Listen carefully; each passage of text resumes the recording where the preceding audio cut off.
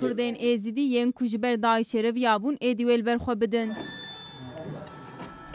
Êzidiyên ku li heremên ewleyên Herêma Kurdistanê û Rojava bi malbatî cih bûne, wê li dijî Daişê şer bikin. 400 Êzidî ji aliyê YPG ve tên perwerde kirin, YPG tevî perwerdehiyê çekan jî dide wan. Pêwîra wan Êzidiyan ya ewil ew e ku heremên xwe biparêzin. Ji bo parastina korîdora ewlehiyê jî wê alîkariyê bidin YPG. Di nav yekîneyên Êzidî yên çekdar de kalên heftê û heştê salî ji cihê xwe digirin. وليدا يخسير وكشتير تفدع ما حصلني في جاي وكشت بهزار هاتا كشتين Êzidiyên ku hatine perwerdekirin, kêliyekê jî çekên xwe ji dest xwe bernadin.